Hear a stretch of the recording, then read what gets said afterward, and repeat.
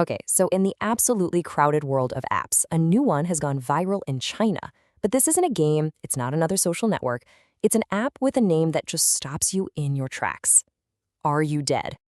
Yeah, you heard that right. And that's really the central mystery we're diving into. Why on earth would millions of people willingly download an app with such a morbid name?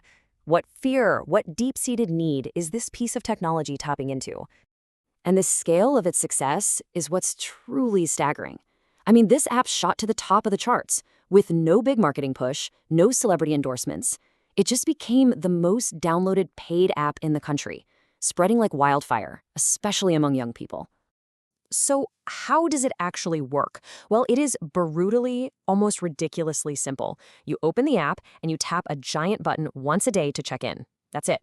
That tap says, "Hey, I'm alive." But if you miss that check-in for 2 days in a row, the app automatically sends an alert to your chosen emergency contacts. Simple, but when you think about it, incredibly powerful. But the app's function isn't the real story here. To understand its success, we need to zoom out and look at this massive social shift happening in China right now. And that's what leads us to the real reason for its success: China's lonely millions. To really get this, you have to see the change. For generations, traditional Chinese society was built around families, around tight-knit neighborhoods where everybody knew everybody. But the new reality, especially in the big cities, is a world of isolated apartments, more and more people living alone, and a trend of delaying marriage. It's like a fundamental rewiring of the entire social fabric. And the scale of this is it's hard to wrap your head around. By 2030, the projected number of single-person households in China is expected to be 200 million. 200 million. That's a population larger than most countries on Earth, all living by themselves. So who are these millions of people? Well, it's not just one group. We're talking about young professionals in those tiny city apartments, students living hundreds of miles from their families, workers in dorms near job sites, and, of course, a growing number of elderly folks who are aging alone. This trend, it just cuts right across society. And all of this widespread isolation, it creates this very specific, kind of quiet anxiety that just hums in the background of daily life. And that's exactly where this app fits in.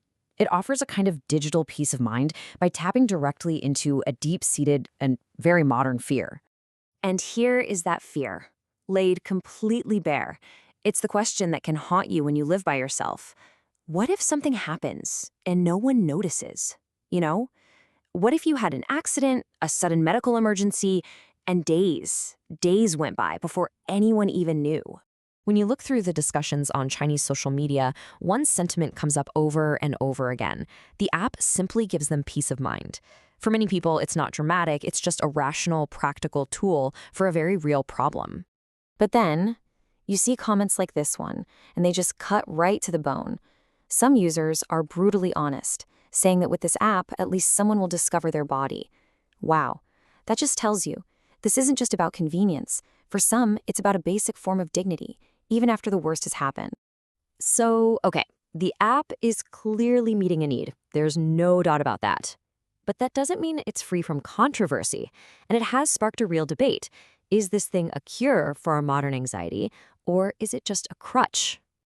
And here is the great irony in all of this. The app's bleak, totally shocking name is the very reason it went viral and got so much attention. Yet many of its actual users, they hate it. They find it deeply, deeply unsettling.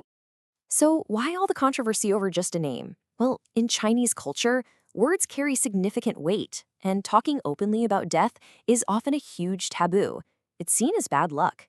So some users say that just installing an app with this name feels inauspicious, almost like you're inviting misfortune.